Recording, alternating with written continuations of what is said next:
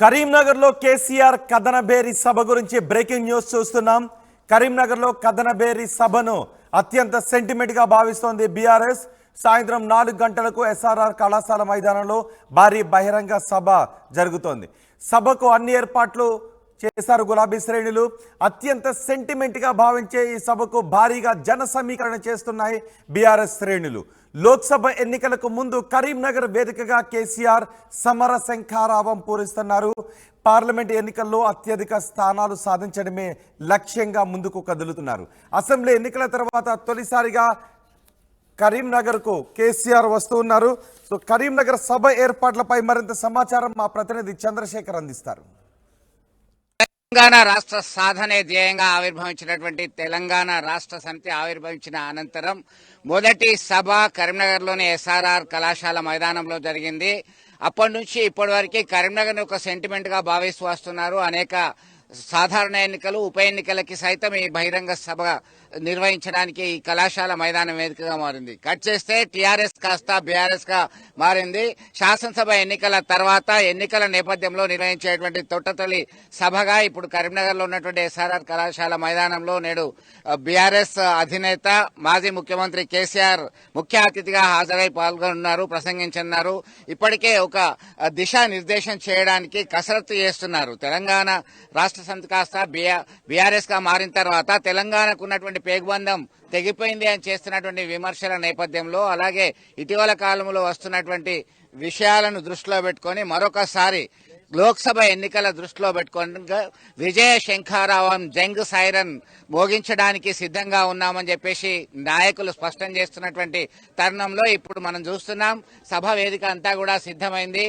నేడు భారీ బహిరంగ సభను ఏర్పాటు చేసి మరొకసారి తెలంగాణ అంటేనే కరీంనగర్, కరీంనగర్ అంటేనే తెలంగాణ అనేటువంటి ఉద్యమానికి ఏదైతే ప్రతీకగా నిలిచిందో దానిలో భాగంగానే మరొకసారి కరీంనగర్ నుంచి సమర శంఖారావం పూరించడానికి సిద్ధంగా ఉన్నామని చెప్పేసి శ్రేణులు ఇప్పటికే చెప్పడం జరిగింది. ప్రస్తుతం మనం చూస్తున్నాం భారీ వేదికను ఏర్పాటు చేయడం జరిగింది, డయాస్ ఏర్పాటు చేశారు. మరొక వైపు బీఆర్ఎస్ అంటేనే కళాకారులకి పెట్టింది పేరు, ధూమ్ధాం కళాకారులకు సంబంధించి ఒక ప్రత్యేకమైనటువంటి వేదికను చూస్తున్నాం. భారీ కటౌట్లు ఏర్పాటు చేయడం జరిగింది. ఇక్కడ నుంచి మాజీ ఎంపీ వినోద్ కుమార్ కరీంనగర్ లోక్సభ బరిలో మరొకసారి దిగి తన సత్తా చాటేందుకే పక్కా ప్లాన్ తో ముందుకెళ్తున్నటువంటి తరుణంలో ప్రజల యొక్క ఆదరణ, ఓటర్ల యొక్క ఆదరణ ఎట్లా ఉండబోతుంది అనేటువంటి కసరత్తు చేస్తున్నారు. ఇప్పటికే ఒక సర్వేలు చేస్తున్నటువంటి పరిస్థితి. ప్రతి ఒక్క రాజకీయ పార్టీ కూడా తనదైన శైలిలో ప్రజల యొక్క మద్దతు స్వీకరించడానికి, ఓటర్ల యొక్క నాడి పసిగట్టడానికి అన్ని రకాల చర్యలు చేపడుతున్నటువంటి నేపథ్యంలో ఈ సభ ఒక కీలకమైనటువంటి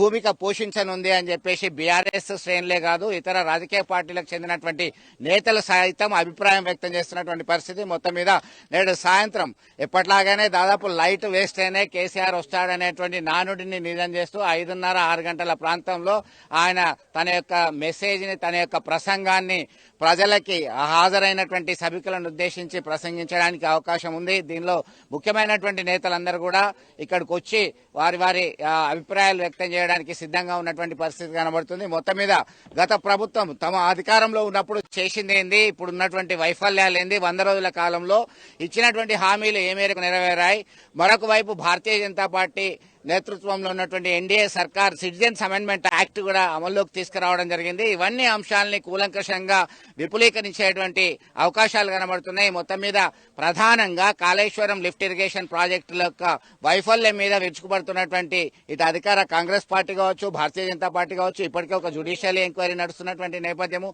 మరొక వైపు ఇది పోటాపోటీగా ఒకవైపు అధికార కాంగ్రెస్ పార్టీలో ఉన్నటువంటి ముఖ్యమంత్రి, మంత్రులందరూ కూడా సందర్శించినటువంటి నేపథ్యంలో అనంతరమే కేటీఆర్ ఆధ్వర్యంలో బీఆర్ఎస్ నేతలందరూ కూడా అక్కడికి వెళ్లి చూసి రావడం జరిగింది. దీన్ని ఒక ప్రధానమైనటువంటి రాజకీయ ఎజెండాగా మారినటువంటి తరుణంలో కేసీఆర్ మెసేజ్ ఎలా ఉండబోతుంది? ఎందుకంటే పక్కాగా ఒక శాసనసభ ఎన్నికలు జరిగిన తర్వాత నల్గొండలో ఓ సభను ఏర్పాటు చేయడం జరిగింది. నల్గొండ సభ ఎన్నికలను దృష్టిలో పెట్టుకుంది కాదు, అయినప్పటికీ కూడా కరీంనగర్ లో ఏర్పాటు చేసినటువంటి సభనే ఎన్నికలకి సంబంధించినటువంటి సభగా రాజకీయ విశ్లేషకులు అభిప్రాయం వ్యక్తం చేస్తున్నటువంటి పరిస్థితి. మొత్తానికి తనదైనటువంటి శైలిలో వాగ్బానాలు సంధించేటువంటి అవకాశాలు కనబడుతున్నాయి. ఇటు కేంద్ర రాష్ట్రాల మీద విరుచుకుపడి ఆయన ఏం మాట్లాడతారు అనేటువంటి విషయంపైనే సర్వత్రా ఆసక్తి నెలకొన్నటువంటి పరిస్థితి మనం గమనించవచ్చు. వీడియో జర్నలిస్ట్ సుమంత్తో కలిసి Chandrashekar RTV Karimnagar SRR college నుంచి.